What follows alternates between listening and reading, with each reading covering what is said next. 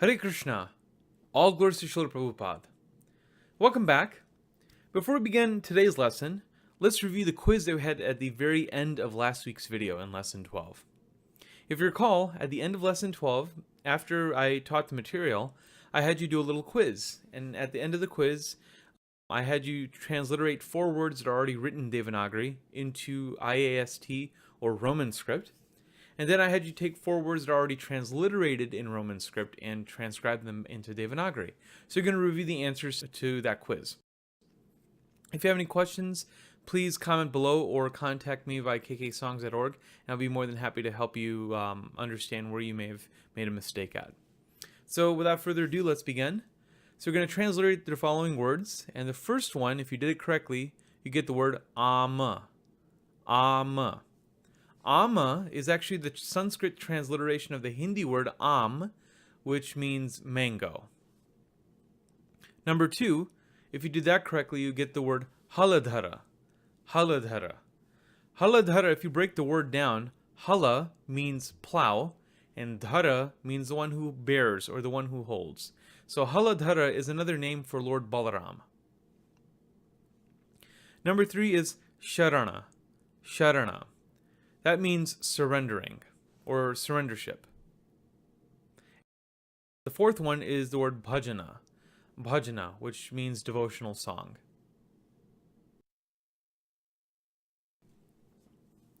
Now for the second part of the quiz. I had you take these words in Roman script and I had you transliterate them into Devanāgarī. And if you did it correctly, here's what they should look like. Number 1, charana, means lotus feet, or feet in general. Number 2, nagara. Nagara means town or village. Number 3 is upanayana. If you were to break this word down, upa means secondary or lower, and nayana means eyes. So literally this would translate to below the eyes. However, in context, this is actually the formal name of the fire sacrifice that is done before a child goes to Gurukula, or the place of the teacher where they obtain education. So the fire sacrifice is called the Upanayana Samskara, which is done as an initiation ceremony before heading to Gurukula. And number 4 is phala. Phala means fruit. So now we're ready to begin today's lesson, which is on vowel markings, the diacritic markings that we add to letters to produce vowel sounds. So these are our objectives. You're going to learn how to add the vowel sounds to the consonants that we already studied, making sure that you can actually recognize the vowel markings so that when you read the scripts, you can know what sounds to make.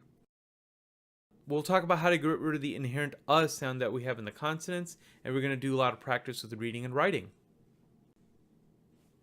So first, let's discuss what the VIRāMA is. As you may have already noticed, every consonant in Sanskrit has an inherent sound. So if you look at these 2 examples, you have the first letter, which is ka. The second example, you have ma. With the ka sound and a ma sound, you have an after it. But what if we don't want that sound? What if we just want to make a k or a sound? To do so, we need to use the VIRāMA, which is a diacritical marking indicated by a diagonal line that goes to the bottom right. And you put that symbol, the VIRāMA symbol, beneath the letter to get rid of the inherent sound. So for instance, if you want to say the letter ka, and you want to take the sound out to get k, all you do is draw a VIRāMA below the ka letter to get k. And you can see the VIRāMA highlighted in the red circle.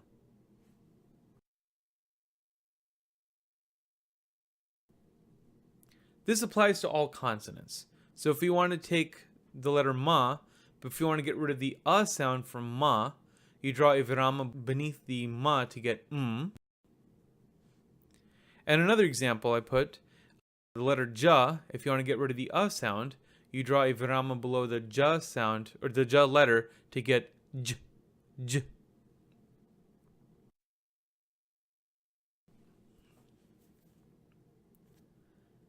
In Devanāgarī script, to represent vowel sounds, we use special diacritic markings to represent the 12 vowels. I say 12 and not 13 because the letter doesn't have any diacritic markings, because the letters in Devanāgarī, rather I should say the consonants in Devanāgarī, already have an sound built into it. But what if we don't want to say ka? What if we want to say ki, or ku, or ko? How do we do that? We apply the diacritic markings of the vowels to the consonant to get that sound. So in the next slide, we're going to discuss the diacritic markings for these vowels.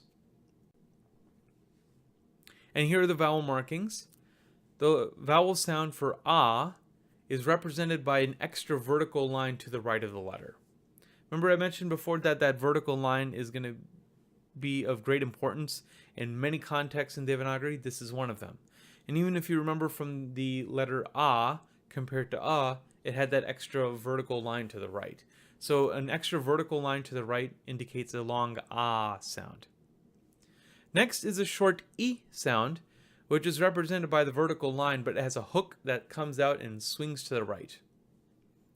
The long e sound is nothing more than a mirror image of the short e sound, and that shape is placed to the right of the letter, as opposed to the left of the letter for the short e sound.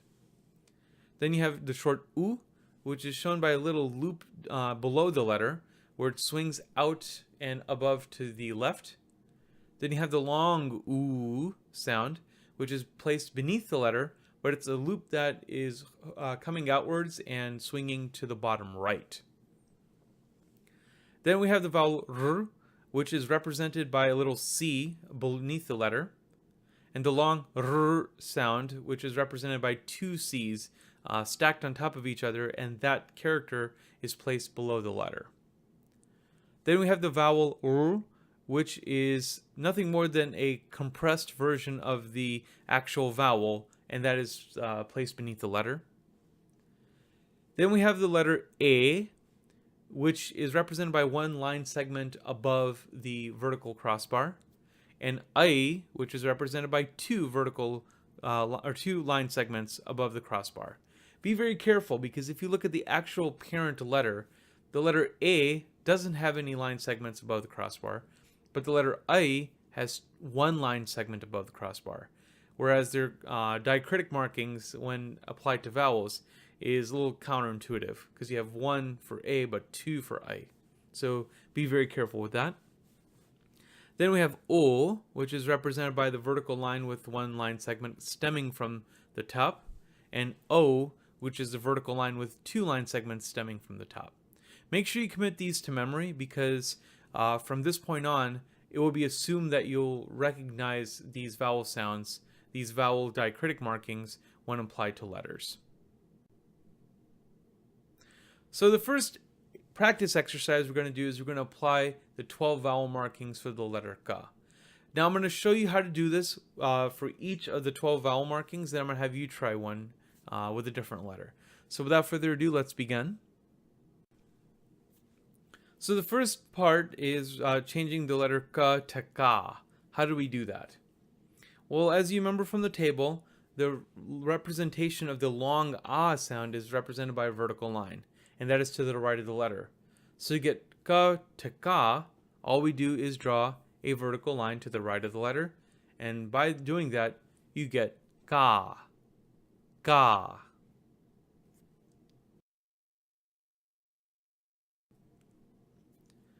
What if we want to get ki, the short e sound, to get ki?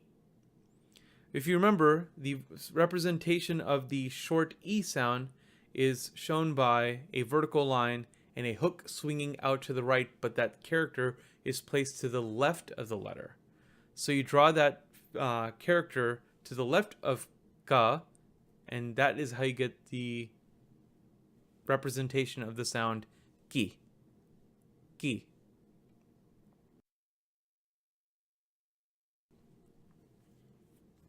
What if we wanted to make the long E sound with the letter K to get ki, ki? If you remember from the table, the representation of the long E is a vertical line with a hook, but it's swinging out and facing the left, but that shape is to the right of the letter. So we draw that right next to the letter K. Remember, it's going to be to the right.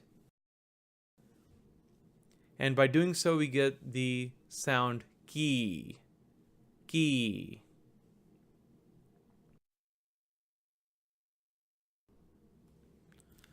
The next letter down the road is u, the short u sound. What if we wanted to say gu? To do that, we draw the appropriate diacritic marking that represents the letter u below the ka, and that is how you get the character gu. Gu.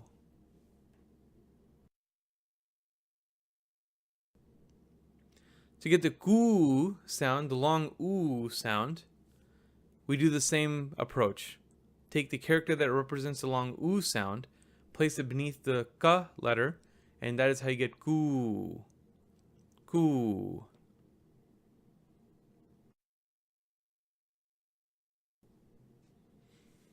The next is the retroflex vowel r. So to get the kr sound, we take that little C shape and place that beneath the letter ka, like such, and you get kr. Kr. This is the same character that you see in Krishna. Krishna.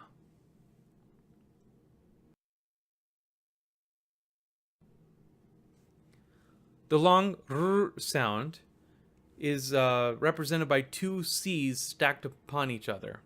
And that character is placed beneath the ka, and you get the long r sound to be with ka, to get krr. Krr.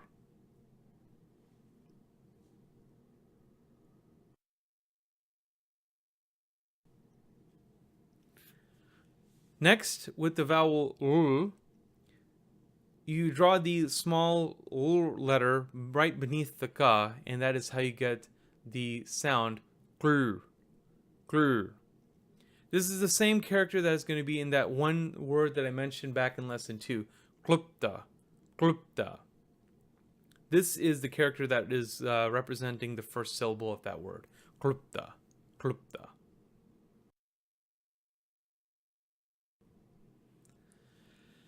Next, we enter the diphthongs, and then remember the first diphthong is the letter A, and to draw that, we draw one line segment above the letter. And by doing so, you get the syllable ke. Ke.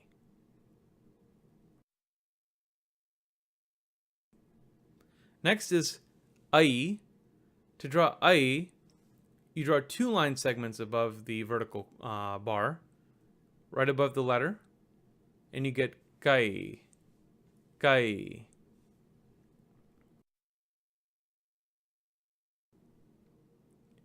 Next is o. So if we want to write ko, we draw the diacritic marking that represents o, which is a vertical line to the right with one line segment on top, and that is how you get the syllable ko. Ko.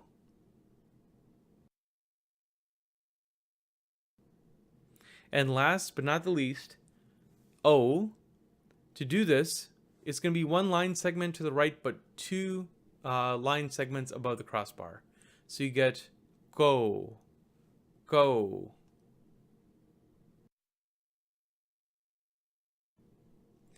So you have ka, ka, ki, ki, ku, ku, kr, kr, kul, ke, kai, ko, ko. And just as a reminder, these are the vowel markings. Please commit these to memory because this will be absolutely critical in your ability to read and write Devanāgarī from this point on. Now, when I was 6 years old, my grandfather taught me how to read and write Gujarati script as well as Devanāgarī script. And one of the things he had me do is he actually had me write the 12 vowel markings to each and every consonant in both scripts. This was one way he got me to be able to practice and to recognize vowel sounds to consonants. He had me do this. He had me make this big table with all of the letters of the alphabet, and that helped me read it, and that helped me understand the writing system a lot more. Now, of course, if you're motivated, I highly encourage you to do this for all of the letters. Only letter I ask you to stay away from is the letter ra, and you'll learn why I'm having you avoid that letter for now. But for all the other letters of the alphabet, please, this is only going to benefit you in terms of practice. But we'll have you do one practice together. I'm going to have you use the letter ba. I'm going to have you write the vowel markings for the other 12 vowels for the letter ba. Please feel free to pause the video, and after you're done, let's review your answers. Let's see how we did.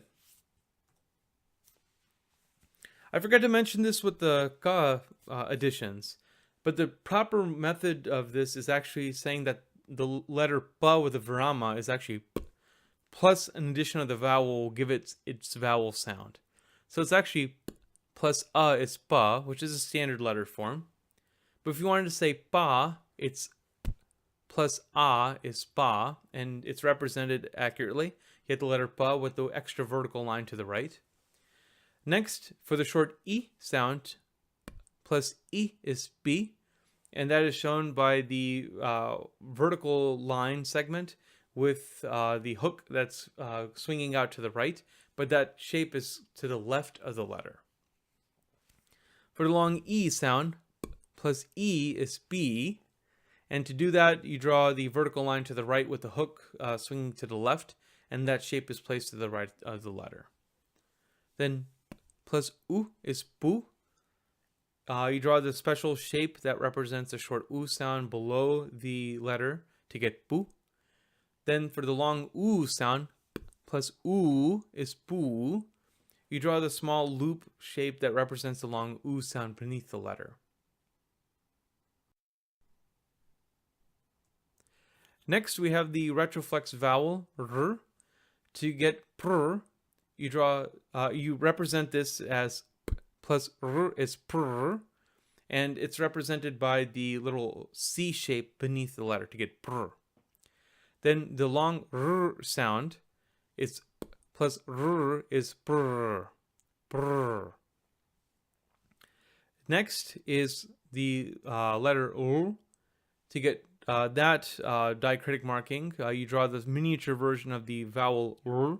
So you get p plus r is pr, pr. Next is the addition of the letter a. P plus a is be. Again, please do pay attention that there's only one line segment above the letter, whereas the actual vowel doesn't have any line segments above. This is in comparison with the letter bai.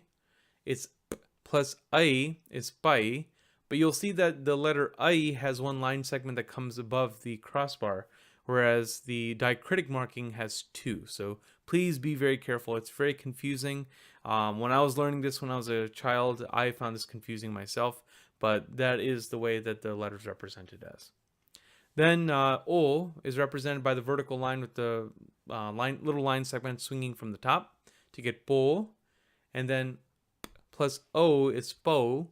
To do that, you draw the vertical line segment to the right, and then two little line segments swinging from the top to get bow. So make sure you can do this accurately, and like I said before, I recommend you do this for all of the letters of the Devanāgarī alphabet with the exception of the letter Ra. So how do we write words in Devanāgarī? So how do we write the word VIRāMA? Throughout the series, as we learn how to write and read more words with more complexities that are built into our practices, we're going to be expanding to this list that we see here. If you remember from the last lesson, when we were trying to write simple words, we broke the syllables down, and then we wrote the appropriate Devanāgarī letter that corresponds to that syllable or that letter. And that's how we made our words. But now we have to take into account vowel markings and VIRāMAs. So that is going to be built into our algorithm, and we're going to see how this plays in when we try to write the word Rama. So again, the first step is break the syllable down. So if you listen carefully, you'll see that the word Rama has two syllables, Ra and Ma. Next, we're going to take each letter, we're going to write it down, and then add any vowel markings or VIRāMAs if necessary. So the first syllable, you have the letter Ra involved. So we write Ra, But it's not ra, it's ra that we want. So we need to draw a vertical line to the right of the letter ra to represent that it's actually the syllable ra. So we have ra taken care of. Now we're going to look at the second syllable, ma. Well, ma is itself the consonant ma, so we just simply write the letter ma down. There's no VIRAMAs, and there's no unique vowels that are added to the letter ma. So it's ra and then ma. So the answer to this question by writing the word Rama is represented as such. Ra-ma. Rama. Rama is another name for Lord Ramachandra, but also the word Rama means the reservoir of pleasure. Let's do another example. Let's write the word bhumi. Bhumi. So using our algorithm, first step is break the word by syllable. And if you listen carefully, you'll see that this word also has two syllables. Bhu and me. Then we're going to write the letters that are in each syllable and then apply any viramas or vowel markings if necessary.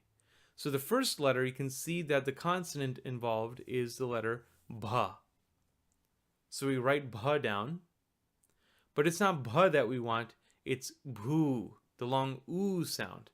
So we need to draw the diacritic marking that corresponds to the long oo sound, which is that loop shape beneath the letter. And now we have the syllable bhu. Bhu. So we got that taken care of. Now we're going to look at the next syllable. You see the next syllable is me. The consonant involved is the letter ma. But we don't want ma, we want me. So to write this syllable, we need to use the diacritic marking that corresponds to the long E sound, which is the vertical line with the hook swinging out to the left, placed to the right of the letter. And we get me. Me.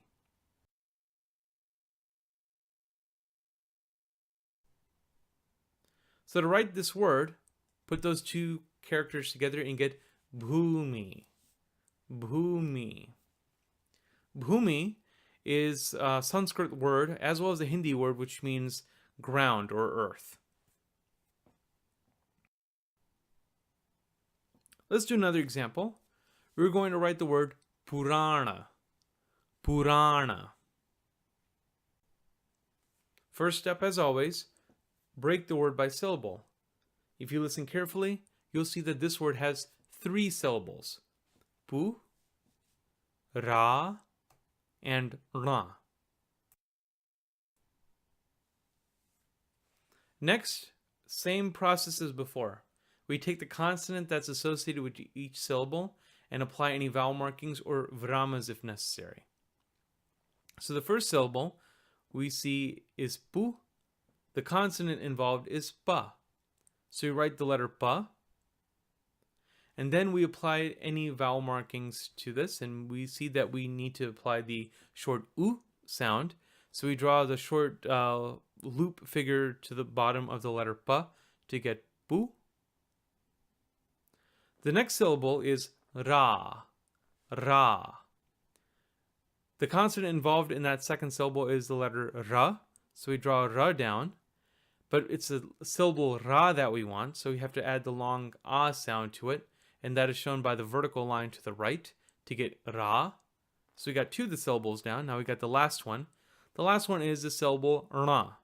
Ra, the retroflex nasal element that we learned back in lesson 6.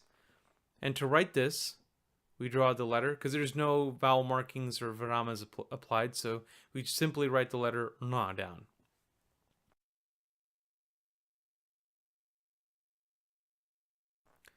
So if the question is to write the word Purana, this would be our answer. We connect the three characters together, connecting their crossbars, and we get Purana. Purana. Purana is a type of Vedic literature that is mostly like a history, like a Vedic history, glorifying a specific deity.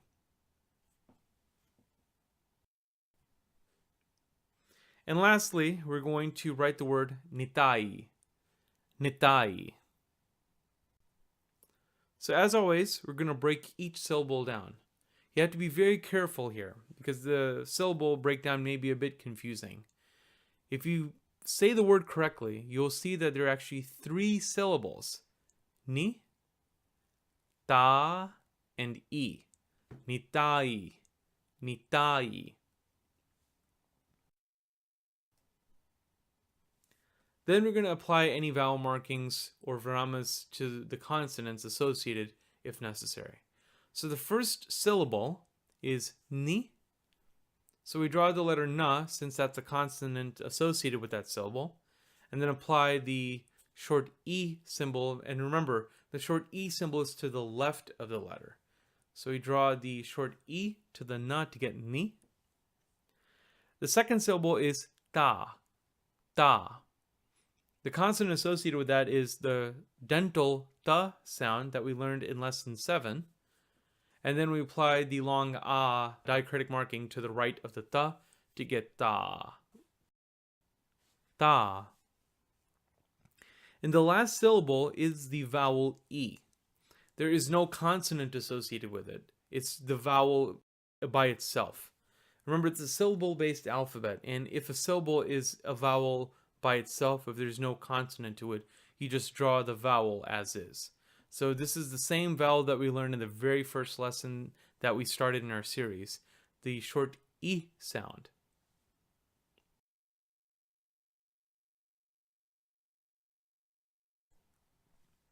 So if the question is to write the word nitai, here is our answer.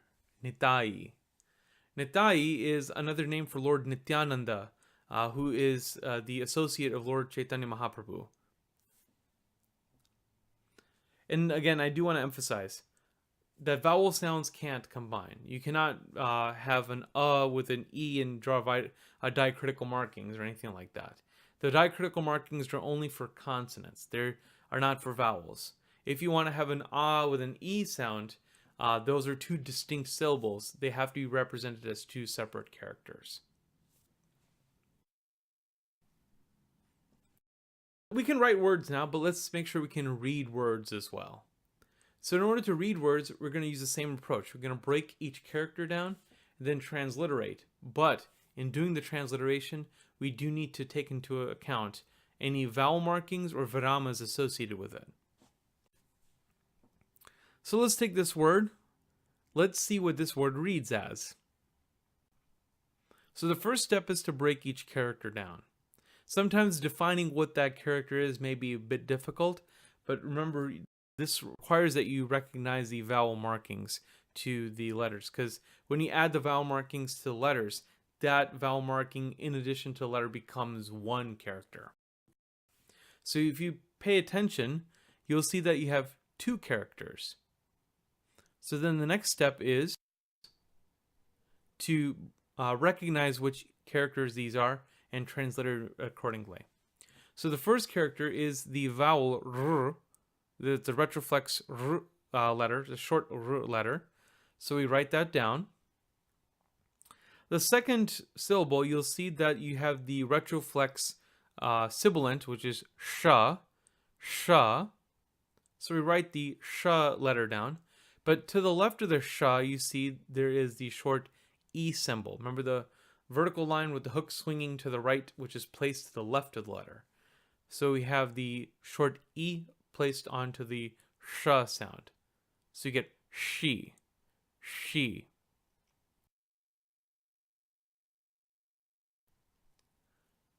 You combine those 2 transliterated phrases together, and you get the word rashi, rashi.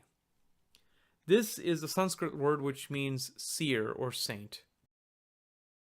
I also want to mention that the pronunciation of this word will vary. Hindi pronunciation of this word is rishi, rishi, and the Gujarati pronunciation, as well as South Indians, may pronounce this as rushi, rushi. I just want to emphasize once again that the true pronunciation of this word has been lost through time, because this vowel is not ri or ru, It's a vowel, it's a retroflex vowel, and it's believed that it may be pronounced as r, Rishi. If you listen to South Indian Brahmins chant Rigvedas, you'll see that they'll actually attempt to pronounce this as a true vowel as opposed to a consonant. But anyways, this is how you write the word Rishi. This is the transliteration for the word Rishi.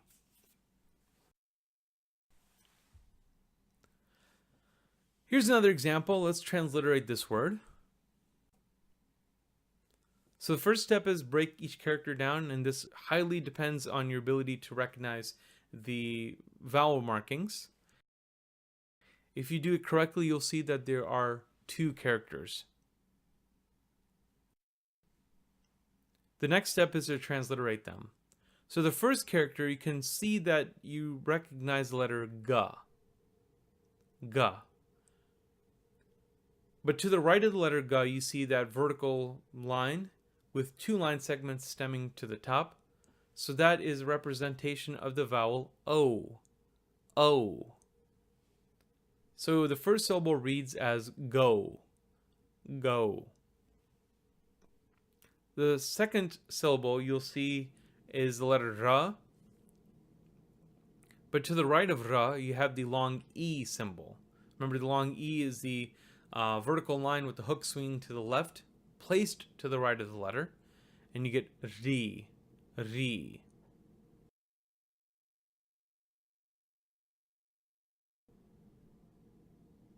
So the transliteration of this word reads as Gauri, Gauri. Gauri literally means the fair-complexioned or fair-skinned woman, but it's also another name of Srimati Parvati Devi, the consort of Lord Shiva.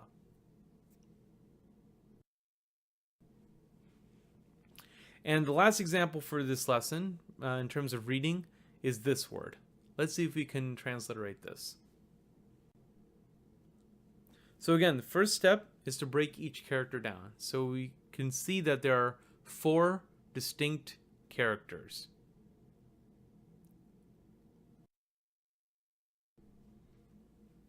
So now we're going to transcribe each character.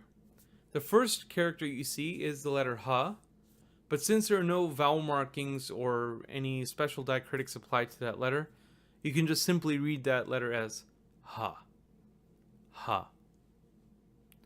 The next character you see is the letter na, but beneath the letter you see a special diacritic marking, which represents the short oo sound. So you get nu, nu. Next, you have the letter ma. I'm sure you recognize this letter by now very well. However, there's an extra vertical line to the right. And remember, the extra vertical line to the right means that's a long ah sound. So you get ma, ma. And finally, the last character in this word is the letter na, but because you have the VIRÄMA there, it's actually read as n.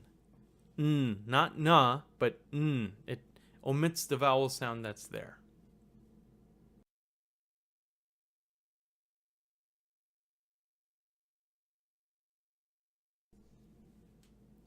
So if we were asked to read this word, we can confidently say that this word is Hanuman.